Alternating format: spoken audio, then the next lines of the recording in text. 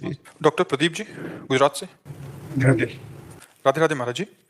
महाराज जी, महाराज जी, इनका कहने का भाव है कि इनके व्यवसाय में कुछ माता पिता या पति पत्नी ऐसे भी आते हैं जिन वो अपनी किसी कारण बच्चे नहीं रखना चाहते, तो कह रहे हैं कि जो भी होता है पर इसका पाप मुझे लगेगा या बिल्कुल बिल्कुल लगेगा, बिल्कुल लगेगा, अवश्य भोगना पड़ेगा, क्योंकि कर्ता, प्रेरक और अनुमोदन तीनों को दंड या पुरस्कार मिलता है। जैसे किसी ने कहा यार क्या घूम रहे हो, चलते हैं वृंदावन, तो आपने कहा ठीक है यार चलते हैं, वो हुआ प्रेरक, आप हुए कर्ता।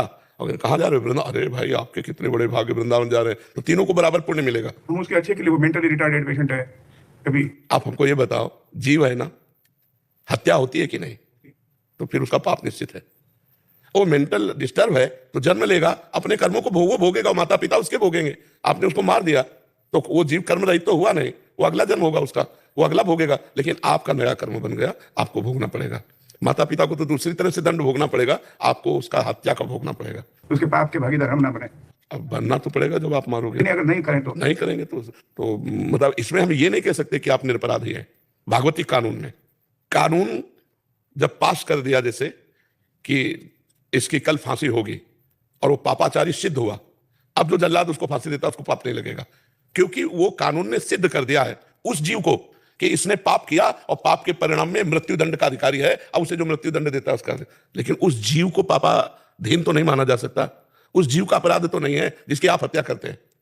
यदि कानून के द्वारा पास हो गया होता कि ये जीव पापाचारी है, तो फिर आप उसको, जैसे आतंकवादी को शूट कर देने से हमें भारत में भी शाबाशी मिलेगी और भगवान की यहाँ भी शाबाशी मिलेगी, क्योंकि वो पापाचारी अगर जीवित रहा तो हजारों को मारेगा, समझ रहे हैं। लेकिन वो गर्भस्थ शिशु पापाचारी नहीं है, इसलिए ये अध्यात्म का और सांसारिक कानून का थोड़ा बड़ा अंतर होता है।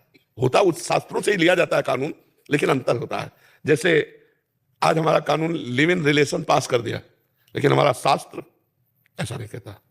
शास्त्र कहता है कि लड़की को एक बार जिस पुरुष का वरण करे आजीवन उसी का निर्वाह करना चाहिए, लड़के को एक बार लड़की का जिसका हाथ पकड़े तो आजीवन निर्वाह करना चाहिए। लेकिन धीरे धीरे कलिकाल ने जब समस्याएं बढ़ा दी तो फिर उसके लिए कानून सरल होता जा रहा है। नहीं, ये कानून पहले तो नहीं था, 40-50 वर्ष पहले गर्लफ्रेंड बॉयफ्रेंड नहीं था।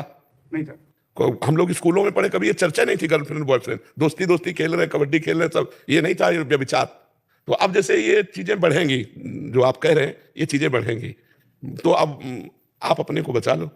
पर सब कर्म के सिद्धांत के हिसाब से अगर अच्छे कर्म करेंगे तो अच्छे फल मिलेंगे, खराब करेंगे तो अभी अपराध मिलेंगे। लेकिन एक जगह पर सत्संग में मैंने आपके वाणी से भी सुना है कि मरते समय या वो नाम ले या उसके बाजू में उसका रिलेटिव भी कोई, हाँ, तो सुनने माफ, उसको वो माफ हो जाएंगे। हाँ, तो फिर तो आदमी जो जितनी भूले वो माफ हो सकती है। तो आप हाँ माफ हो सकती, लेकिन ये बताओ कि घोर पापाचारी को अंतिम समय राम नाम सुनने का सौभाग्य कैसे मिलेगा? जन्म जन्म मुनि जतन कराही अंत राम, ऐसी जगह मरोगे जहां रिलेशन पहुंचेगा ही नहीं वो राम नाम सुनाने वाला भी नहीं पहुंचेगा।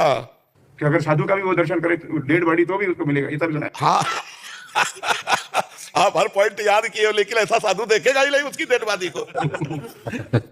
देखो शास्त्रों में लिखा हुआ है कि जैसे हम धर्म कर्म करते हैं, हम नाम जप करते हैं, थोड़ा भजन कर लेते हैं, लेकिन अंतिम समय बड़ा दुखद होता है जब प्राण निकलते हैं। उस समय मूर्छित हो गया, अब ना नाम जप कर पा रहा है, ना कर्म धर्म, ना बाहर सुनाई दे रहा है, तो अंदर से जो आपने जीवन भर किया है उसका फल आएगा कि भगवान आपके अंदर राम राधा हरि ऐसा स्मरण आ जाएगा, तो आपका काम हो जाएगा।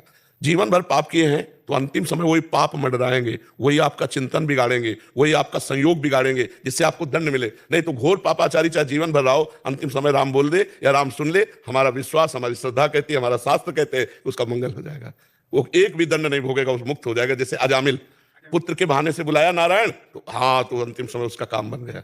जी, आप नाम जप करते रहिएगा, जो नाम जप है बनाना है। आपको गुरु मंत्र देते हैं तो गुरु मंत्र में राधा राधा जप करें, बिल्कुल राधा राधा जप करो, और दूसरों का उपकार का भी रास्ता खोजो। हाँ, मैं गायनेकोलॉजिस्ट हूँ, स्त्री रोग विशेषज्ञ, गुजरात से आया हूँ। ये क्वेश्चन मन में वो कर रहा था, ना बोले तो वो कहते हैं नाराज होते हैं, धमकियां भी मिलती हैं कि क्यों नहीं करोगे, ये नहीं करोगे। बिल्कुल बिल्कुल, तो अगर करें तो वो पाप लगता है। हाँ बिल्कुल बिल्कुल, हाँ आप नाम जप करो, भगवान से प्रार्थना करो, कोई रास्ता देंगे।